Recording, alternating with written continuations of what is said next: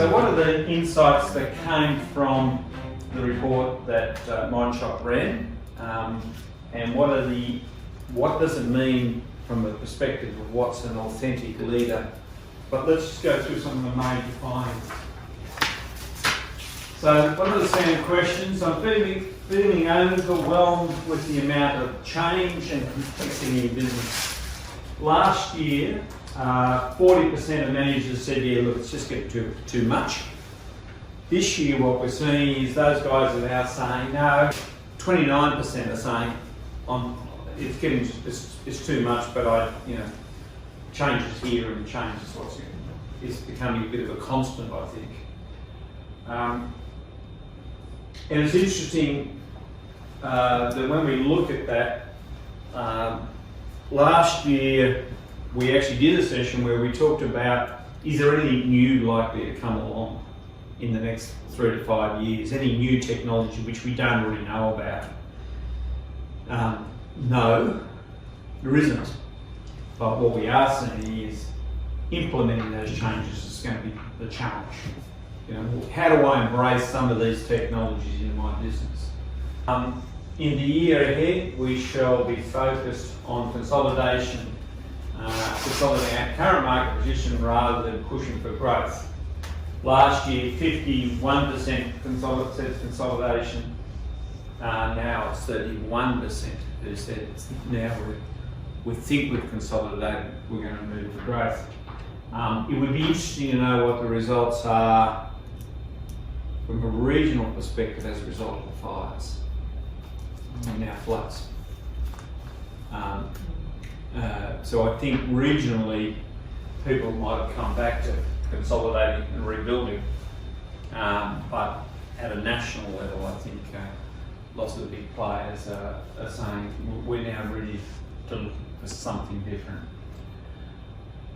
And the interesting thing is certainly the fires and those sorts of things have created a lot of doubt, and I think we put out an article that was not an article, a YouTube video that Simon Selleck put out about people feeling uncomfortable and unsecure, and how one of the roles of management is now to make sure people feel there's certainty in their roles and in their life, because there is so much disruption caused by those events. But nationally, we're more into, we've already consolidated, it's less of an issue of consolidation, it's now about what's next. Thinking about achieving greater success in your business, how important is it if you work on the strategy? Last year everybody said strategy, strategy, strategy. I now know what I do. This year 56% strategy. Yes, it's still more than 50% of them working on their strategy, but the reduction says to me they're already started the implementation phase. They're thinking about how I'm going to get stuff done.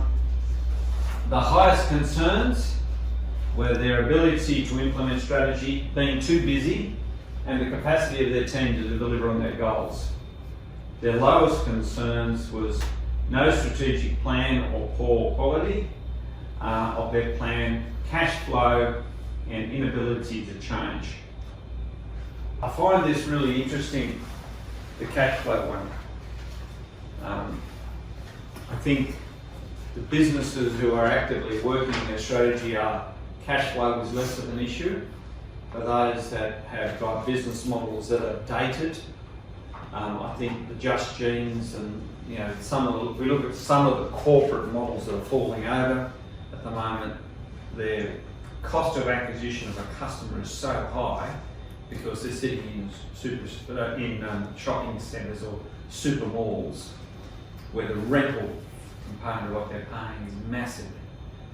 Doesn't matter how cheaply they buy the product, the fact that they've got a man in a spot 24/7 in a mall at a high occupancy cost, when a lot of their product is also being offered on an online environment,